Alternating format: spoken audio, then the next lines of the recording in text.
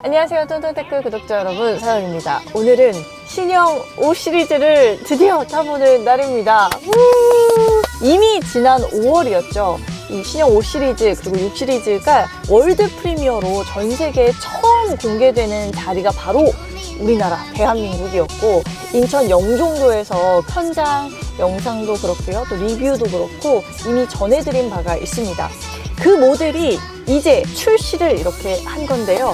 그때는 타보지 못하고 이제 멀리서 이렇게 바라만 보다가 오늘 한번 신형 5 시리즈 타보면서 어떤 감성을 가져다주는 차인지 한번 살펴보도록 할게요. 가보도록 하겠습니다. 오! 출발하니까 안전벨트를 쫙 몸으로 감싸주는 이런 느낌. 뭔가 고급스럽다, 이런 느낌이 들죠. 앉았을 때 그 시트는 역시 편안하다라는 생각이 드는데, 그 허벅지까지 감싸주는 시트가 생각보다 좀 긴 것 같아요. 그래서 제 그 무릎팍에 딱 지금 맞닿고 있는데, 내 다리가 짧나 막 이런 생각이 살짝 들고는 있습니다. 제가 탄 차량은 520i 모델이고요, M 스포츠 패키지가 적용이 된 차량이에요. 스티어링 휠 같은 경우도 이렇게 3스포크 형태로 나오는 걸 확인을 할 수가 있죠. 이 림은 생각보다는 좀 두껍습니다. 여성분들이 타시기에는 한 손에 안 들어오는 건 아니지만 그래도 좀 묵직하게 이렇게 잡히는 듯한 느낌을 받으시게 되지 않을까 생각이 들어요. 신형 5 시리즈 개인적으로도 상당히 기대를 많이 한 모델입니다. 좀 더 세련돼진 그런 외관이 좀 돋보였었고, 인테리어 같은 경우는 조금 아쉽긴 했어요. 전체적으로 좀 비슷한 형상의 직선적인 스타일의 그런 실내였기 때문에 큰 변화를 기대했던 거에 대비해서는 아쉽기도 했지만, 주행 성능은 좀 다르지 않을까 뭐 이런 생각을 또 하게 되더라고요. 고속도로를 쭉 달리면서 보니까 역시 앞으로 쭉 뻗어나가는 이 속도감, 이런 것들은 정말 좋다라는 생각이 들어요. 순간적으로 가속 엑셀을 밟았을 때는 몸까지 앞으로 쭉 나가면서 폭발력 있게 힘을 내주는 마력이 확실히 느껴지는 것 같습니다. 이번 신형 5 시리즈는 좀 특이한 부분이 있죠. 이번에 520D가 없어지고 이 마일드 하이브리드를 달면서 523D로 디젤 모델이 명칭만 변경이 돼서 나왔죠. 사실상 뭐 다 똑같은데, 심장 부분에서 무엇이 달라졌느냐라고 봤을 때, 마일드 하이브리드라고 해서 일반적으로 차량에 들어가 있는 제너레이터가 있잖아요. 보통 뭐 오디오를 작동시키거나 그런 데 사용되는 배터리로 한 12V가 사용이 되는데, 48V의 배터리가 탑재가 되면서 처음에 딱 출발을 하거나 아니면 추월을 하거나 할 때 순간적으로 훅 효율성을 높여주면서 11마력까지를 끌어올리는 그런 효능감이 있는데요. 유럽 시장에서는 뭐 탄소 배출량이라던가 규제가 워낙 강하다 보니까 브랜드사 입장에서는 사실 좀 절실할 수밖에 없는 변화의 방향성이었을 것 같습니다. 점차적으로 이렇게 조금씩 친환경 규제에 따라서 차량도 세팅을 달리해서 라인업이 출시가 되는 그런 모습을 볼 수가 있습니다.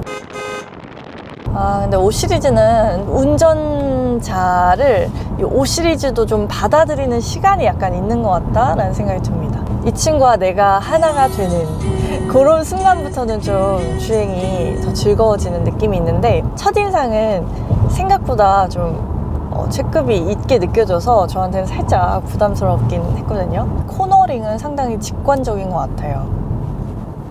더 하거나 덜 하지 않고 딱 원하는 만큼 움직여주는 직관성이 매력적입니다. 이런 부분에서 항상 BMW 운전이 재밌다라는 표현을 많은 운전자분들이 하는 것 같아요.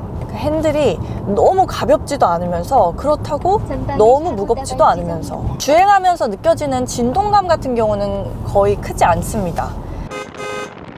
E 세그먼트 시장에서 프리미엄 세단으로서 5 시리즈는 그래도 스포츠 세단의 인상을 많이 갖고 있었던 차라는 생각이 들어요. 제 주변에서도 BMW 오너이신 분들을 보면 좀 이렇게 주행의 어떤 안락함보다는 좀 재미를 추구하시는 분들이 많다라는 생각이 들었는데, 오늘 타보면서 느낀 건 참 그래도 프리미엄 세단은 프리미엄 세단이구나. 그러니까 그 주행의 재미와 안락함을 그 중간의 밸런스를 굉장히 잘 지키고 있다는 생각이 듭니다. 근데 시트도 그닥 그렇게 푹신한 느낌의 시트는 아니에요. 좀 단단한 느낌이고, 핸들도 굉장히 좀 타이트한 느낌이거든요.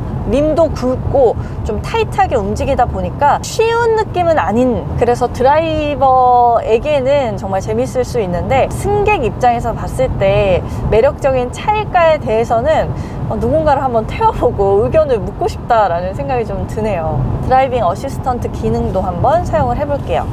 자, 이렇게 운전자가 사실 손을 떼도 알아서 제가 설정해둔 속도에 맞춰서 차가 굉장히 잘 가주죠. 근데 이렇게 하면 사실 위험하기 때문에 핸들에는 계속 손을 잡고 있는 것이 좋겠습니다.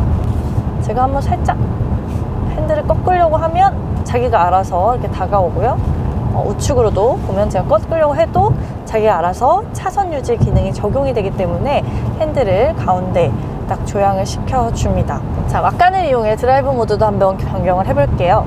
자, 스포츠 모드로 변경을 해봤습니다. 하부의 진동감이 더 잔잔하게 부릉하면서 올라오네요. 큰 차이가 있는 것 같진 않고요.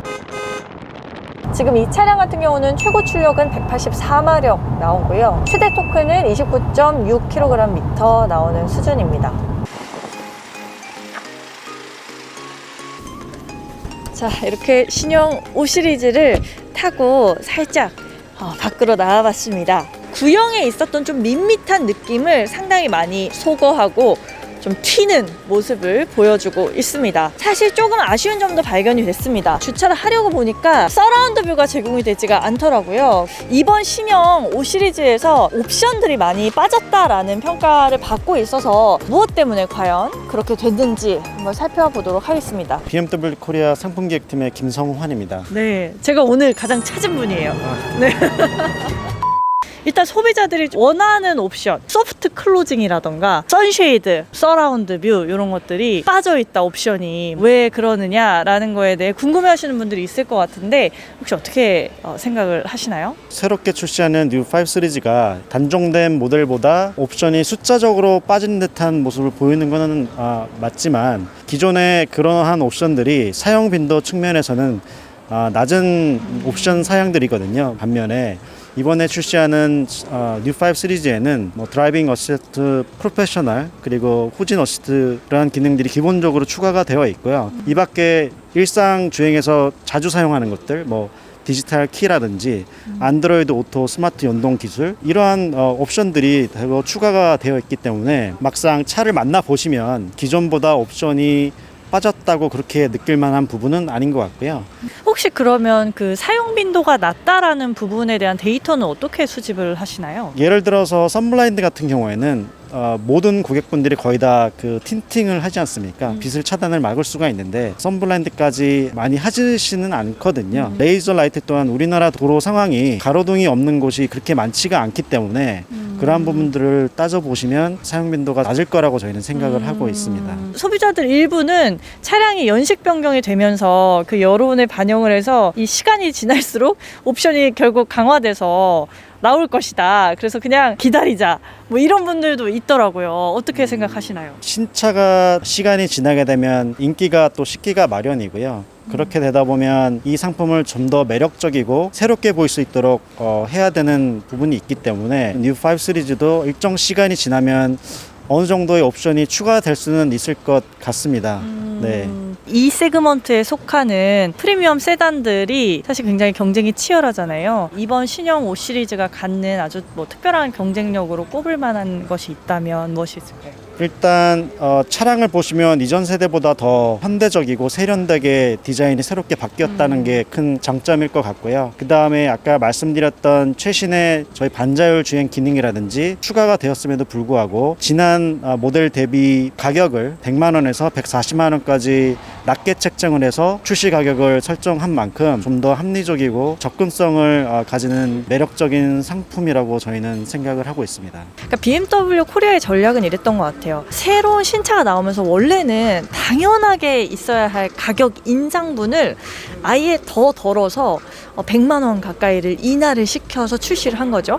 그 과정에서 빠졌던 그 옵션들, 이제 BMW 코리아 측에서는 소비자들의 사용 빈도가 낮은 것들 것들을 중심으로 해서 그걸 빼고 더 중요하다고 볼 수 있는 이제 안전 기술이라던가 반자율주행 기술 이런 것들을 강화시켰다라고 하는데, 사실은 실제 우리 소비자들이 느끼는 아주 디테일한 그 필요와 니즈를 조금 더 세부적으로 파악을 했었으면 더 좋았겠다라는 생각도 들기는 해요. 당장에 뭐 신차가 뭐 급하다 하지 않으신다면은 좀 차분하게 기다리시는 것도 방법이지 않을까라는 생각이 들고, 또 한편으로는 그래도 신형 차량에 출시가가 떨어져서 나왔다라는 거는 굉장히 드문 일이기 때문에 지금 딱 신형 차량을 구매하는 게 나을 수도 있겠고요. 여러분들이 보시고 판단을 하셔야 될 부분이라는 생각이 들고, 오늘 주행은 조금 짧아서 아쉬웠어요. 시승 코스가 좀 짧았지만 전체적으로는 참 역시 5 시리즈다운 밸런스가 좀 잘 있는 것 같다. 특히 원래는 스포티한 세단으로의 정체성이 굉장히 강했다면